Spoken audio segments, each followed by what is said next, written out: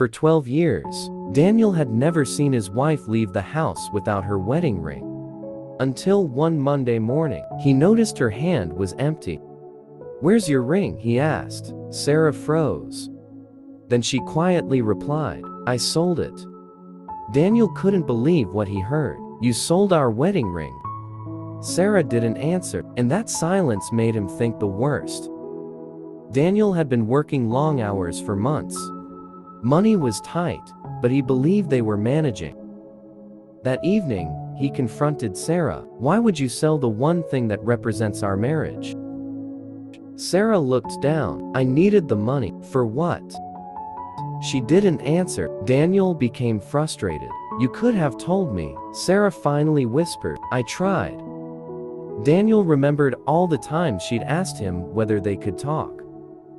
He had always said, "Not tonight, I'm exhausted." He suddenly felt guilty, but he still didn't understand. Over the next few days, Daniel noticed Sarah behaving strangely. She was receiving phone calls she wouldn't explain. She was leaving the house early. And every time he asked where she was going, she'd simply say, "It's nothing." Daniel began wondering whether there was another man. One night, he followed her. Sarah entered a small medical building. Daniel's heart sank. He waited outside. 20 minutes later, Sarah walked out carrying an envelope. She looked exhausted. Daniel confronted her. "What are you hiding from me?" Sarah stared at him. Then she finally said, "I'm hiding something because I was afraid you'd stop me." Sarah opened the envelope. Inside were medical documents. Daniel looked at them. His expression changed instantly. Their teenage daughter, Emily, needed an expensive medical procedure. Sarah had discovered it weeks earlier. But she hadn't told Daniel. "Why didn't you tell me?" he asked. Sarah began crying. "Because you were already working 2 jobs. I knew you were exhausted.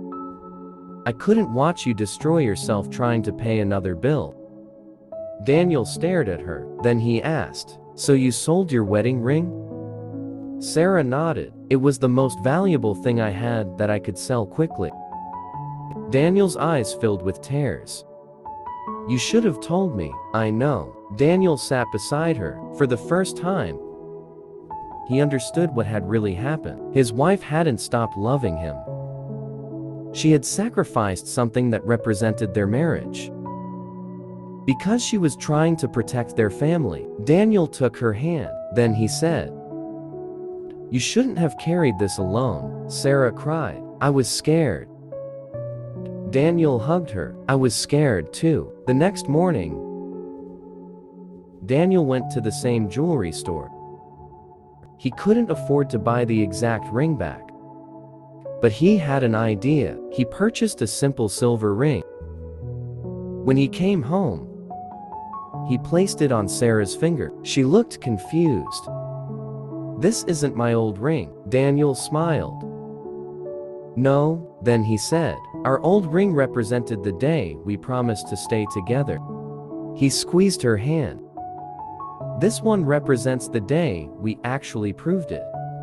Sarah began crying, and for the first time in weeks, Daniel and Sarah faced their problem together.